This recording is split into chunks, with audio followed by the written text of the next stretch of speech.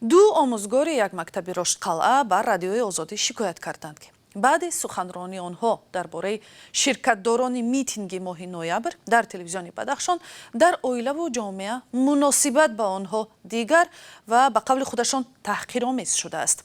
ду омӯзгори мактаби рақами 6 деҳаи Шикуши ноҳияи Роштқалъа гуфтанд ки аз шӯъбаи корҳои дохилии вилояти Бадахшон онҳоро маҷбур карданд ки гӯё бо матнҳои омода кардаи мақомот аз телевизион ба мардум муроҷиат кунанд.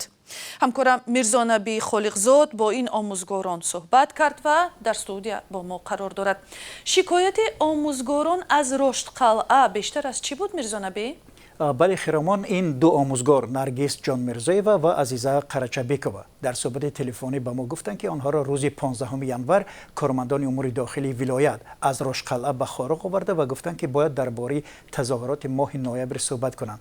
Ба қавли ин омӯзгорон ба онҳо таҳдид карданд ки агар суҳбату танқид накунанд танбеҳ мегиранд ва ё онҳоро ҷарима мекунанд ё бо кодекси ҷиноӣ айбдор мекунанд. Як омӯзгор мегӯяд суханронии иҷбории ӯ муносибати хонавода ва атрофиёнро ба ӯ бад кардааст.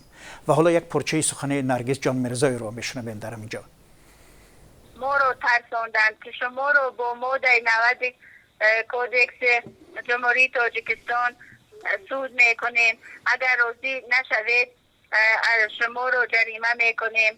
حاضر در اویله ما نوتنجی رو داده است، از مردم تعقیب میشنویم. Мирзонабӣ, аммо мақомот дар бораи ин иддаоҳои омӯзгорон чӣ мегӯянд? واقعا خیرامان ما با بسیار تلاش هم انجام دادیم پاسخ مقامات تلویزیون بدخشان رو بگیریم که آیا در واقع آموزگاران یا کارمندان دیگری نهادهای دولتی به سخنرانی در تلویزیون مجبور کرده شدند، ولی هیچ نهاد نه تلویزیون بدخشان و نه شعبه کارهای داخلی جواب ندادند. فقط یک نوبتداری شعبه کارهای داخلی ولایت با شنیدن سوال ما گوشه را گذاشت.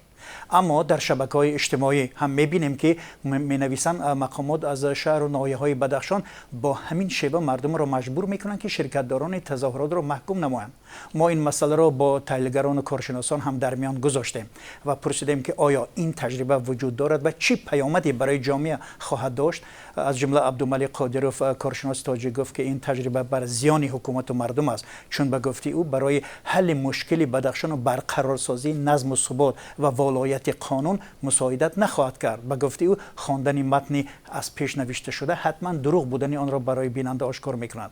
و از سیف الله سفرов سیاستشناس و معاون پیشین رئیس مرکز تحقیقات استراتژی نزد پرزیدنت تاجیکستان که با تلویزیون کشاندن مردم عادی گفت که هیچ اهمیت ندارد، زیرا یک کارمند قطاری نمیتواند حرف بزند که از نگاه روانی به مردم تاثیر داشته باشد. همین طور. تشکر. ҳамкорам Мирзонабии Холиқзод дар бораи таҳвилоти ахир дар Бадахшон суҳбат мекард. ман ҳаминро ёдовар мешавам ки эътирози сокинон баъди як куштори сокини Роштқалъа сар зад ки ба қавли мақомот дар ҷиноят гумонбар мешавад.